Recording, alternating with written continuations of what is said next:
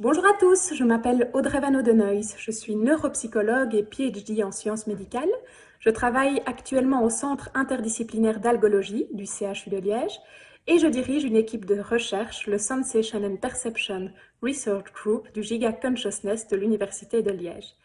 L'objectif principal de nos travaux est d'adapter et d'évaluer l'intérêt d'approches complémentaires pour la prise en charge des patients et plus particulièrement d'approches complémentaires basées sur les états de conscience non ordinaires ou les états de conscience modifiés tels que l'hypnose, la transe cognitive ou encore la combinaison de la réalité virtuelle avec l'hypnose ou de techniques basées sur des approches de musicothérapie.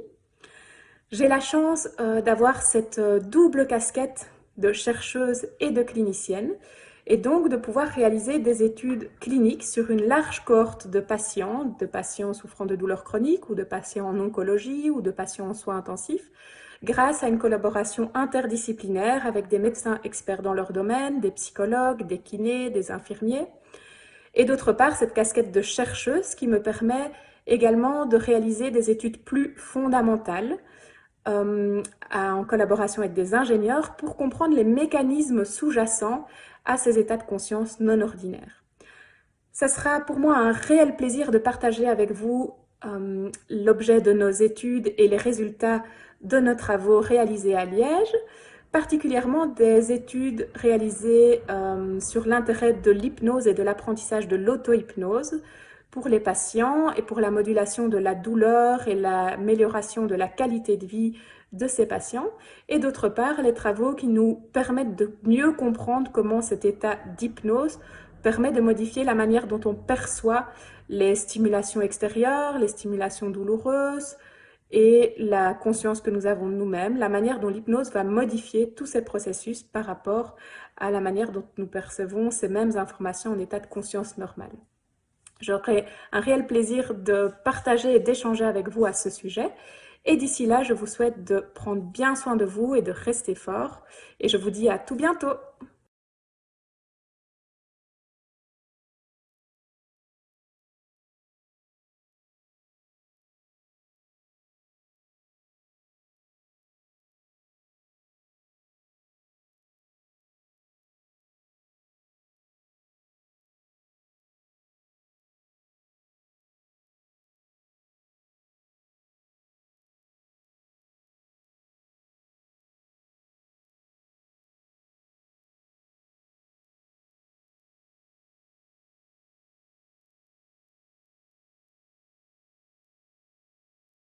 Bonjour, j'aurai le plaisir de vous présenter la première étude clinique concernant la médecine photonique et son évaluation dans le cadre du traitement des lombalgies chroniques.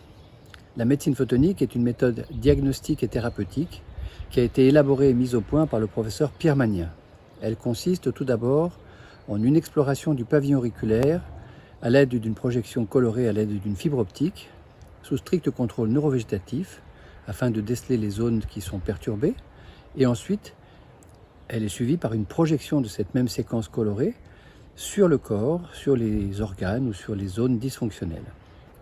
Cette étude est une étude de terrain, une étude pilote multicentrique avec pré- et post-test, utilisant des instruments de mesure scientifiquement validés tels que l'échelle visuelle analogique pour évaluer les douleurs, l'échelle Eiffel, l'échelle d'incapacité fonctionnelle d'évaluation des lombalgies, et enfin le score Dallas qui va évaluer les répercussions des douleurs sur la qualité de vie des patients. Les résultats ont montré une diminution significative des douleurs entre le début et la fin de la cure et entre le début et la fin de la séance de traitement. Par ailleurs, au niveau des répercussions des lombalgies sur l'incapacité fonctionnelle et sur les répercussions sur la qualité de vie, nous avons là encore une diminution significative de ces répercussions entre le début et la fin de la cure, et aussi entre la fin de la cure et un post-test qui a été administré 3 semaines plus tard. Nous pouvons observer une stabilisation des effets obtenus pendant la cure. Les résultats étant encourageants, nous aimerions poursuivre donc l'évaluation de la médecine photonique par d'autres études concernant d'autres pathologies au moyen d'une méthodologie qui correspond plus aux critères scientifiquement validés actuellement reconnus pour la validation des thérapeutiques complémentaires. Je vous dis donc merci pour votre attention et je vous dis à bientôt au congrès du GEDCOP.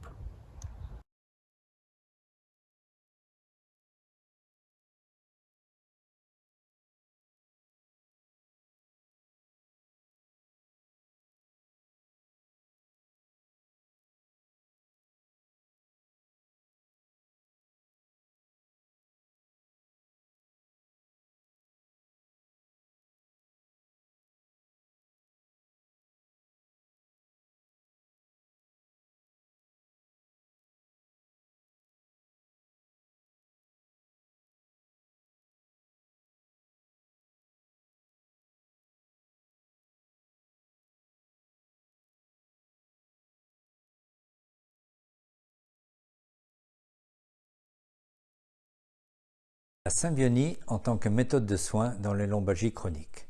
Aux confins de l'ostéopathie, de l'énergétique orientale et du toucher relationnel, la psychonomie est une pratique de santé informationnelle innovante.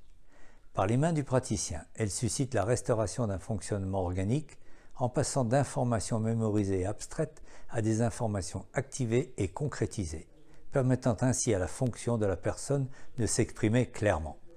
En référence à des informations de fonctionnement ou de structure au travers d'images embryologiques, l'attention bienveillante du praticien posée dans un centre interface produit le retour de l'échange avec l'étage métamérique. L'articulation vertébrale retrouve ainsi, souvent instantanément, ses capacités de rotation ou de latéroflexion. Avec la Mutuelle nationale des hospitaliers, nous avons eu l'opportunité de participer à une opération bien-être au travail pour le personnel de santé du centre hospitalier de Toul et du CHU de Nancy-Brabois. 175 questionnaires de satisfaction pour troubles musculo-squelettiques et lombalgie chronique en particulier, ainsi que pour stress, burn-out et déprime, ont été exploitables. À 21 jours, 82% des personnes interrogées expriment leur satisfaction. Fort de cette préétude, nous avons préparé avec le soutien logistique du groupe L100 et l'aide de professeurs bienveillants un protocole randomisé. Celui-ci comportait une évaluation à J0 d'une centaine de personnels de santé du Médipôle de Nancy-Gentilly. Par choix aléatoire, un premier groupe recevait une symbionie à J0, le second groupe à J30, tous étaient évalués à J30 et J60 selon une grille d'items pour la douleur et le stress. Cette méthodologie, par 3 fois, a été rejetée pour cause de biais en relation avec l'employeur, de résultats insuffisamment probants, de bases scientifiques trop floues, etc. Notre inculture en OBM nous met en attente d'une aide pertinente de la part de bonnes volontés averties pour aboutir à une évaluation en bonne et due forme.